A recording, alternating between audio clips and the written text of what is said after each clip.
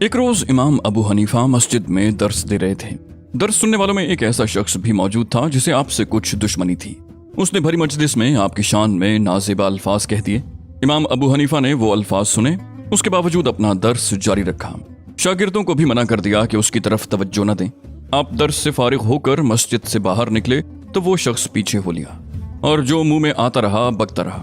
امام صاحب اپنے گھر کے نزدیک پہنچے تو رک گئے اور اس کی طرف مڑ کر اس سے مخاطب ہوئے۔ بولے، بھائی یہ میرا گھر ہے، کچھ باقی رہ گیا ہے تو وہ کہہ لو، کہیں میں اندر چلا جاؤں اور تمہیں مزید کچھ کہنے کا موقع نہ ملے۔ ایک دن درس کا حلقہ قائم تھا، ایسے میں ایک نوعمر نے کوئی مسئلہ پوچھا۔ امام صاحب نے اس کے سوال کا جواب دیا تو وہ بولا، ابو حنیفہ تم نے جواب میں غلطی کی ہے۔ حلقے میں ابو الخطاب جرجانی بھی موجود تھے۔ انہیں اس نوعمر پر بہت غصہ آیا۔ انہوں نے حاضرین سے کہا، تم کیسے بے حس لوگ ہو؟ امام صاحب کی شان میں ایک لونڈے نے گستاخی کی اور تمہیں ذرا بھی غصہ نہیں آیا۔ اس پر امام صاحب نے ابو الخطاب سے فرمایا، انہیں کچھ نہ کہو، میں جو جہاں بیٹھا ہوں تو اس لیے بیٹھا ہوں کہ لوگ آزادانہ میری رائے کی غلطیاں ثابت کر دیں اور میں برداشت سے سنوں۔ آپ کے محلے میں ایک موچی رہتا تھا، وہ بہت رنگین مزاج تھا، دن بھر مزدوری کرتا اور شام کو بازار سے گوشت اور شراب خرید کر لے آتا۔ اس کے دوست اس کے گھر میں جمع ہوتے، رات گئے تک دوستوں کے سامنے شراب اور گوشت کا دور چلتا، وہاں اشعار بھی پڑھے جاتے تھے۔ امام صاحب ذکر و اذکار کی وجہ سے رات کو بہت کم سوتے تھے۔ وہ ان کی بےہودگیاں سنتے رہتے لیکن اپنے اخلاق کی وجہ سے اس سے کچھ نہ کہتے۔ ایک رات شہر کا کوتوال ادھر آ نکلا، وہ اس موچی کو پکڑ کر لے گیا اور قید خانے میں ڈال دیا۔ صبح کے وقت امام صاحب نے اپنے دوستوں سے کہا، آج رات ہمارے ہمسائے کی آوازیں نہیں آئیں؟ انہیں بتایا گیا کہ اسے تو رات کو شہر کا کوتوال پکڑ کر لے گیا ہے۔ آپ نے اسی وقت سواری منگوائی، لباس تبدیل کیا اور گورنر کے پاس پہنچ گئے۔ وہ عباسی دور تھا، خلیفہ منصور کی طرف سے عیسیٰ بن موسیٰ گورنر تھا۔ یہ شخص بہت سوجھ بوجھ کا مالک تھا۔ اس کے کارندوں نے اسے اطلاع دی، امام ابو حنیفہ آپ سے ملنے کے لیے آ رہے ہیں۔ یہ سنتے ہی اس نے درباریوں کو حکم دیا، آگے جا کر ان کا استقبال کرو اور سواری پر ہی انہیں یہاں تک لاؤ۔ جب آپ کی سواری قریب آئی تو وہ فوراً تعظیم کے لیے کھڑا ہو گیا، نہایت ادب سے اپنے پاس بٹھایا، پھر بولا، آپ نے آنے کی کیوں زحمت کی؟ کوئی کام تھا تو مجھے بلا لیا ہوتا، میں حاضر ہو جاتا۔ آپ نے فرمایا، میرے پڑوسی کو رات کوتوال نے گرفتار کر لیا ہے، میں اس کی رہائی کے سلسلے میں آیا ہوں۔ گورنر نے فوراً داروغہ جیل کو حکم بھیجا، اس نے موچی کو اسی وقت رہا کر دیا۔ امام صاحب گورنر سے رخصت ہوئے تو موچی بھی آپ کے ساتھ روانہ ہوا۔ مارے شرم کے اس کا برا حال تھا، اسے کچھ کہا نہیں جا رہا تھا، بس اتنا کہہ سکا، آپ نے ہمسائیگی کا حق ادا کر دیا۔ اس کے بعد اس نے عیش پرستی سے توبہ کر لی اور امام صاحب کے درس کے حلقے میں بیٹھنے لگا۔ رفتہ رفتہ اس نے علم فقہ میں مہارت حاصل کر لی اور فقیہ کے لقب سے پکارا جانے لگا۔ امام صاحب کے والد آپ کے بچپن میں ہی فوت ہو گئے تھے، والدہ ایک مدت تک زندہ رہیں۔ امام صاحب ان کی خدمت خوب کرتے تھے۔ ادھر وہ مزاج کی شکی تھی، عام قسم کے واعظ کرنے والوں اور قصے سنانے والوں سے بہت عقیدت رکھتی تھی۔ کوفے میں عمرو بن زر ایک مشہور واعظ تھے، ان کے ساتھ انہیں خاص عقیدت تھی۔ کوئی مسئلہ پوچھنے کی ضرورت پیش آتی تو وہ امام صاحب کو حکم دیتی کہ عمرو بن زر سے یہ مسئلہ پوچھ کر آؤ۔ امام صاحب والدہ محترمہ کے حکم کی تعمیل میں عمرو بن زر کے پاس جاتے اور ان سے کہتے، میں آپ سے یہ مسئلہ پوچھنے کے لیے آیا ہوں۔ عمرو بن زر کہتے، میں آپ کے سامنے کیسے زبان کھول سکتا ہوں؟ امام صاحب فرماتے، والدہ کا حکم یہی ہے کہ آپ سے مسئلہ پوچھ کر انہیں بتاؤں۔ پھر ایسا بھی ہوتا کہ عمرو کو اس مسئلے کا جواب معلوم نہ ہوتا تو وہ امام صاحب سے کہتے، آپ اس مسئلے کا جواب مجھے بتا دیں، میں وہی آپ کے سامنے دہرا دیتا ہوں۔ کبھی والدہ ضد کرتی کہ میں خود جا کر ان سے مسئلہ پوچھوں گی، اس مقصد کے لیے وہ خچر پر سوار ہوتی۔ امام صاحب خچر کی بانگ پکڑ کر پیدل روانہ ہوتے۔ اب والدہ عمرو بن زر کے سامنے پہنچ کر ان سے مسئلہ بیان کرتی اور جواب پوچھتی۔ ایک روز والدہ نے امام صاحب سے کہا، مجھے یہ مسئلہ درپیش ہے، مجھے کیا کرنا چاہیے؟ امام صاحب نے فوراً مسئلے کا جواب بتا دیا۔ اس پر والدہ نے کہا، تمہاری سند نہیں، زرقہ تصدیق کریں تو مجھے اعتبار آئے گا۔ اس پر امام صاحب والدہ کو زرقہ کے پاس لے گئے اور مسئلہ بیان کیا۔ زرقہ نے آپ سے کہا، آپ مجھ سے زیادہ جانتے ہیں، آپ نے خود مسئلہ کیوں نہ بتا دیا؟ امام صاحب نے کہا، میں نے اس مسئلے کا یہ جواب دیا تھا۔ زرقہ بولے، آپ نے بالکل درست جواب دیا ہے۔ یہ سننے کے بعد ان کی والدہ کا اطمینان ہوا اور وہ گھر واپس آئیں۔ کوفے کے گورنر ابن حبیرہ نے جب امام صاحب کو قاضی مقرر کرنا چاہا اور آپ نے انکار کر دیا تو اس نے آپ کو کوڑے لگوانے شروع کر دیے۔ اس وقت والدہ محترمہ زندہ تھیں۔ जब उन्हें पता चला कि उनके बेटे को इस तरह कोड़े लगवाए जा रहे हैं तो उन्हें बहुत सदमा हुआ। इमाम साहब फरमाया करते थे, मुझे कोड़े लगने की तकलीफ की चंदा परवाह नहीं, अलबत्ता दुख इस बात का है कि मेरी तकलीफ की वजह से वालिदा के दिल को सदमा पहुंचता है। एक रोज मस्जिद में बैठे थे कि किसी ने आकर कहा, फलां शख्स छत से नीचे गिर गया है। ये सुनते ही आप जोर से चीख पड़े। शागिर्द घबरा गए। आप दर्स के हल्के को छोड़कर बाहर निकल आए और नंगे पांव दौड़ पड़े। उसके घर पहुंचे, उसका हाल पूछा, उससे हमदर्दी से पेश आए और जब तक वो ठीक ना हुआ रोजाना सुबह उसके पास जाते और उसकी तीमारदारी करते रहे। एक दिन जामे मस्जिद में दर्स दे रहे थे। इरादतमंद बड़ी तादाद में जमा थे। इत्तेफाक से एक सांप छत से गिरा और आपकी गोद में आ रहा। तमाम लोग घबरा कर भाग गए, मगर आप उसी तरह सुकून से बैठे रहे। आप बातें बहुत कम करते थे, गैर जरूरी बातों में कभी दखल न देते। दर्स में शागिर्द निहायत आज़ादी से बहस करते, आप खामोशी से सुना करते। जब बहस ज्यादा बढ़ जाती और शागिर्द कोई फैसला न कर पाते तब आप बात करते, उनके दरमियान फैसला करते। इस तरह सबका इत्मीनान हो जाता। आप गीबत से मुकम्मल तौर पर परहेज करते थे। अल्लाह ताला का इस पर बहुत शुक्र अदा करते कि उनकी जबान इस आलूदगी से पाक है। एक दिन किसी ने कहा, हजरत लोग तो आपकी शान में न जाने क्या कुछ कहते हैं, मगर आपसे कभी किसी की बुराई नहीं सुनी। जवाब में आपने फरमाया, ये अल्लाह का फजल है, वो जिसे चाहता है अता करता है। इमाम सुफियान सोरी से किसी ने कहा, हमने इमाम अबू हनीफा को कभी किसी की गीबत करते नहीं सुना। इसके जवाब में सुफियान सोरी ने फरमाया, अबू हनीफा इतने बेवकूफ नहीं हैं कि अपने आमाल सालिहा को खुद बर्बाद करें। इमाम अबू हनीफा कसम खाना पसंद नहीं करते थे। आपने खुद से अहद कर लिया था कि अगर इत्तेफाकन भी ये खता हो गई तो 1 दिरहम बतौर कफ़ारा अदा करूंगा। फिर हुआ ये कि भूल में किसी मौके पर कसम खा ली। उसके बाद अहद किया कि दिरहम की बजाय दीनार दूंगा। यजीद बिन कुमैत एक मशहूर आबिद और इमाम साहब के ज़माने के थे। वो बयान करते हैं कि एक मरतबा इशा की नमाज में इमाम अबू हनीफा के साथ था। मस्जिद के इमाम ने सूरह ज़िलज़ाल पढ़ी। लोग नमाज पढ़कर चले गए। मैं ठहरा रहा। मैंने देखा इमाम अबू हनीफा बैठे ठंडी सांसें ले रहे हैं। ये देखकर मैं उठाया कि उनके औकात में खलल न पड़े। सुबह मैं मस्जिद में गया तो उन्हें उसी जगह बैठे देखा। आप बहुत गमगीन थे, दाढ़ी हाथ में पकड़ रखी थी और कह रहे थे, ऐ वो ज़ात जो जर्रा भर नेकी और जर्रा भर बदी दोनों का बदला देगा, अपने इस गुलाम नुमान को आग से बचाना। एक दिन बाजार में चले जा रहे थे। आपका पांव एक लड़के के पांव पर आ गया। लड़का चीख उठा और बोला, आप अल्लाह से नहीं डरते। इमाम अबू हनीफा को यह सुनकर गश आ गया। एक साथी ने आपको संभाला। होश में आए तो आपसे कहा गया, आप एक लड़के की बात सुनकर बेहोश हो गए। आपने फरमाया, क्या खबर उसकी आवाज गैबी हिदायत हो। एक रोज मामूल के मुताबिक अपनी दुकान पर गए। मुलाजिम ने कपड़े के थान निकाल कर रखे और ये जुमला कहा, अल्लाह हमें जन्नत दे। इमाम साहब रो पड़े। इस कदर रोए कि कंधे तर हो गए। मुलाजिम से कहा, दुकान बंद कर दो। ये कहा और चेहरे पर रुमाल डालकर किसी तरफ निकल गए। दूसरे दिन दुकान पर गए तो मुलाजिम से फरमाया, भाई हम इस काबिल कहाँ कि जन्नत की आरजू करें, यही बहुत है कि अल्लाह के अजाब में गिरफ्तार ना हो। हजरत उमर रज़ियल्लाहु अन्हु फरमाया करते थे, क़यामत के दिन अगर मुझसे हिसाब किताब ना हो और ना इनाम मिले तो मैं बिल्कुल राजी हूँ। आप रोजाना सुबह की नमाज के बाद मस्जिद में दर्स देते। दूर दूर से लोग फतवे पूछने के लिए आए होते थे। उन्हें फतवे लिखवा कर देते। फिर फिक्र की तदवीन का काम किया जाता। इस मजलिस में बड़े बड़े नामवर शागिर्दों का मजमा होता। जितने मसाइल इत्तेफाक़ राय से तय हो जाते वो कलम बंद कर लिए जाते। नमाज ज़ोहर पढ़कर घर आते। गर्मियों में हमेशा ज़ोहर के बाद सोते। नमाज असर के बाद कुछ देर तक दर्स व तालीम का मशगला जारी रहता। बाकी वक्त दोस्तों से मिलने मिलाने में सर्फ होता।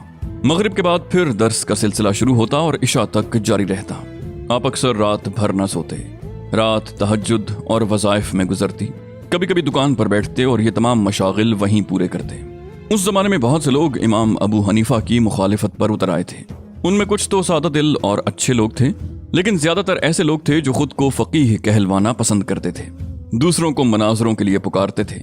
उनका ख्याल था कि इमाम अबू हनीफा ने कुरान और हदीस के खिलाफ बहुत से मसाइल घड़ लिए हैं। ऐसे लोग आमतौर पर आपको मनाजरों पर उकसाते। इमाम साहब को मजबूरन उनकी शुबहात दूर करने के लिए मैदान में उतरना पड़ता। यूं भी उस जमाने में मनाजरा दर्स का एक खास तरीका था। इमाम साहब ने अपने ज्यादातर असातिज़ा से इसी तरीके पर तालीम पाई थी। उनके चंद मनाजरों का हाल यूं है। इमाम औज़ाई मुल्क शाम के फ़िक़्ह के इमाम थे। ये मक्का मौसमा में इमाम अबू हनीफा से मिले और आपसे कहा, मुझे इराक वालों पर हैरत थी। ये लोग रुकू में जाते और रुकू से सर उठाते वक्त रफ़ा यदैन नहीं करते। जबकि मैंने इमाम ज़ाहरी से और उन्होंने हज़रत सालिम बिन अब्दुल्ला और उन्होंने हज़रत अब्दुल्ला बिन उमर से सुना है कि रसूलुल्लाह इन मौक़ों पर रफ़ा यदैन किया करते थे। अब आप बताएं, आपके पास रफ़ा यदैन न करने की क्या दलील है? इमाम अबू हनीफा ने फरमाया, हज़रत हम्माद ने हज़रत इब्राहीम नख़ई और हज़रत इब्राहीम नख़ई ने हज़रत अलक़मा और हज़रत अलक़मा ने हज़रत अब्दुल्ला बिन मसूद से रिवायत की है कि हज़रत इन मौक़ों पर रफ़ा यदैन नहीं फरमाते थे। इस पर इमाम औज़ाई ने कहा, सुभान अल्लाह, मैं तो ज़ाहरी, सालिम और हज़रत अब्दुल्लाह के ज़रिए हदीस बयान करता हूँ। आप उनके मुकाबले में हम्माद, नख़ई और अलक़मा का नाम लेते हैं। जवाब में इमाम अबू हनीफा ने फरमाया, मेरे रावी आपके रावियों से ज़्यादा फ़क़ीह हैं और हज़रत अब्दुल्ला बिन मसूद का रुतबा और मकाम तो आपको मालूम ही है, इसलिए उनकी रिवायत को तरजीह दी जाएगी। इस मनाज़रे का हाल इमाम राज़ी ने अपनी किताब मनाक़िबुल शाफ़ई में नक़ल किया है। इस मसले की वजाहत में इमाम मोहम्मद ने लिखा है, हमारी रिवायत हज़रत अब्दुल्ला बिन मसूद रज़ियल्लाहु अन्हु तक जाती है, जबकि इमाम औज़ाई की रिवायत हज़रत अब्दुल्ला बिन उमर तक जाती है। इसलिए बहस इस पर है कि कौन सी रिवायत को तरजीह दी जाए। इस सिलसिले में बात यह है कि हज़रत अब्दुल्ला बिन मसूद रज़ियल्लाहु अन्हु नबी करीम सल्लल्लाहु अलैहि वसल्लम के ज़माने में पूरी उम्र को पहुँच चुके थे और जमात की पहली सफ़ में जगह पाते थे, जबकि हज़रत अब्दुल्ला बिन उमर अभी कम उम्र थे और उन्हें दूसरी या तीसरी सफ़ में जगह मिलती थी। इसलिए हज़रत की हरकत व सकनात को देखने का ज़्यादा मौका हज़रत अब्दुल्ला बिन मसूद को मिलता था। एक रोज़ बहुत से लोग इमाम साहब की खिदमत में आए। वो सब इमाम के पीछे फातिहा पढ़ने या न पढ़ने के बारे में बात करने के लिए आए थे और उनका मौक़िफ़ था कि इमाम के पीछे सूरह फातिहा पढ़ी जाएगी। इमाम साहब ने उनकी बात सुनकर कहा, मैं अकेला इतने बहुत से लोगों से कैसे बहस कर सकता हूँ? हाँ, ये हो सकता है आप लोग अपने में से किसी एक को मुकर्रर कर लें, वो सब की तरफ से बात करेगा और इसकी तकरीर पूरे मजमे की तकरीर समझी जाएगी। उन सब ने आपकी ये बात मंजूर कर ली। जब उन्होंने आपकी ये बात मंजूर कर ली तो इमाम साहब ने फरमाया, आपने ये बात मानकर बहस का खुद ही फैसला कर दिया। जिस तरह आपने एक शख्स को सब की तरफ से बहस का मुख्तार बना दिया, उसी तरह नमाज में इमाम भी तमाम मुक्तदियों की तरफ से क़िरात में कफ़ील है।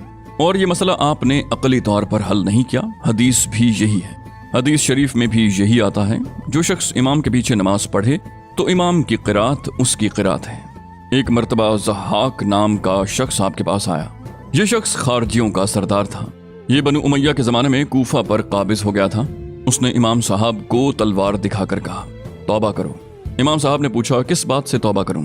ज़हाक ने कहा, तुम कहते हो हज़रत अली रज़ियल्लाहु अन्हु ने हज़रत मुआविया रज़ियल्लाहु अन्हु के झगड़े में सालिस के फैसले को मानने का ऐलान किया था। यानी ये कहा था कि सालिस जो फैसला करेगा मुझे मंजूर होगा। मैं ये कहता हूँ कि अगर हज़रत अली हक पर थे तो फिर सालिस का फैसला मानने का क्या मतलब? ये बात उन्होंने क्यों मंजूर की? हक पर होने की सूरत में तो सालिस का फैसला मानने का सवाल ही पैदा नहीं होता। ये शख्स चूंकि खारजी था और खवारिज एक गुमराह फिरके के लोग थे, ये लोग हज़रत अली करमल्लाह वजहो की शान में गुस्ताखी भी किया करते थे। उसकी बात सुनकर इमाम साहब ने फरमाया, अगर तुम मुझे कत्ल करना ही चाहते हो तो फिर तो और बात है, इस बहस में पड़ने की ज़रूरत ही नहीं है। लेकिन अगर तुम मामले की तह तक पहुंचना चाहते हो तो मुझे बात करने की इजाज़त दो। इस पर ज़हाक ने कहा, मैं यही चाहता हूँ। तब इमाम साहब बोले, अच्छी बात है, अगर बहस से आपस में मामला तय न हो तो क्या इलाज है? ज़हाक बोला, हम दोनों आपस में एक शख्स को मुंसिफ मुकर्रर कर लेते हैं। आपने फरमाया, ठीक है।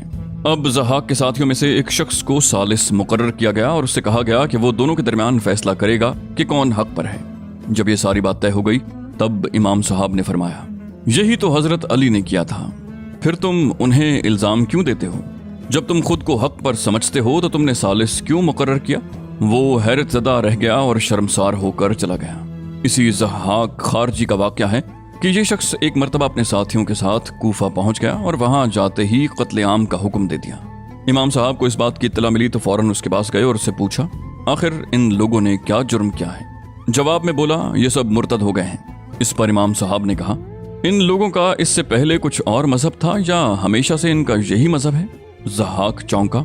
उसने हैरान होकर पूछा, क्या मतलब? इमाम साहब ने अपनी बात ज्यादा वजाहत से बयान की। आपका मतलब ये था कि ये तो उसी मजहब पर हैं जिस पर पहले से चले आ रहे हैं, फिर ये मुर्तद कैसे हो गए? मुर्तद होना तो ये होता है कि एक शख्स मुसलमान है या मुसलमान हो चुका है और फिर वो अपना मजहब छोड़कर कोई और मजहब यानी ईसाइयत, यहूदियत, हिंदू मत या कोई और मजहब इख्तियार कर ले। ये वजाहत सुनते ही उसने अपने साथियों को हुक्म दिया, तलवारें न्याम में रख ली जाएं। फिर इमाम साहब से बोला, बिलाशुबा मैं खता पर था। एक मर्तबा हजरत कतादा बसरी रहमतुल्लाह कूफे में आए। कूफे में आते ही उन्होंने ऐलान किया, फिक्र मसाइल में से जिसे मसला पूछना हो मुझसे पूछ सकता है, मैं हर मसले का जवाब दूंगा। अब ये थे भी बहुत बड़े मुहद्दिस और इमाम। बेशुमार लोग जमा हो गए। इमाम अबू हनीफा भी इस मजमे में मौजूद थे। उन्होंने खड़े होकर ये सवाल किया, एक शख्स सफर पर गया, 1-2 साल बाद उसके मरने की खबर आ गई। उसकी बीवी ने दूसरा निकाह कर लिया, उससे औलाद भी हो गई। ऐसे में पहला खावंद वापस आ गया। वो उस औलाद को अपनी औलाद नहीं मानता, दूसरा खावंद उस औलाद को अपनी औलाद मानता है। सवाल यह है कि दोनों में से कौन सा शख्स उस औरत पर जिना का इल्जाम लगाता है, पहला खावंद या दूसरा? हजरत कतादा ने सवाल सुनकर कहा, क्या ऐसा वाकया पेश भी आया है? इमाम अबू हनीफा ने फरमाया, नहीं, लेकिन उलमाए कराम को पहले से तैयार रहना चाहिए। हजरत कतादा इस सवाल का जवाब न दे सके। बोले, तो मुझसे कुरान करीम की तफसीर से कुछ पूछो। इमाम साहब ने ये आयत पढ़ी जिसका मफहूम है, कहा, मेरे पास किताब का इल्म है, मैं पलक झपकने से पहले ला दूंगा। यहाँ हजरत सुलेमान अलैहिस्सलाम का वाकया बयान हुआ। हजरत सुलेमान अलैहिस्सलाम ने अपने दरबारियों को मलका बिल्कीस का तख्त उठा लाने का हुक्म फरमाया था। तो एक साहब बोले थे कि आप ये हुक्म मुझे दें, मैं पलक झपकते में मलिका का तख्त उठा लाऊंगा। उन साहब का नाम तफसीर में आसिफ बिन बरखिया आया है। ये साहिब इसमें आजम जानते थे। उसकी तासीर से पलक झपकने में मुल्क शाम से यमन पहुंचकर तख्त उठा लाए। आम मुसलमानों में यही बात मशहूर हो चुकी थी और यही सब तफसीर करते थे। इमाम साहब के सवाल पर हजरत कतादा ने भी यही मतलब बयान किया। अब इमाम साहब ने सवाल किया, सुलेमान अलैहिस्सलाम खुद भी इसमें आजम जानते थे या नहीं? कतादा बोले, नहीं, सुलेमान अलैहिस्सलाम को इसमें आजम मालूम नहीं था।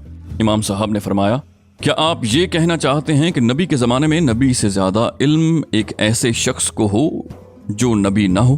कतादा इस सवाल का जवाब न दे सके और बोले, अकायद के बारे में पूछो। इमाम साहब ने उनसे पूछा, क्या आप मोमिन हैं?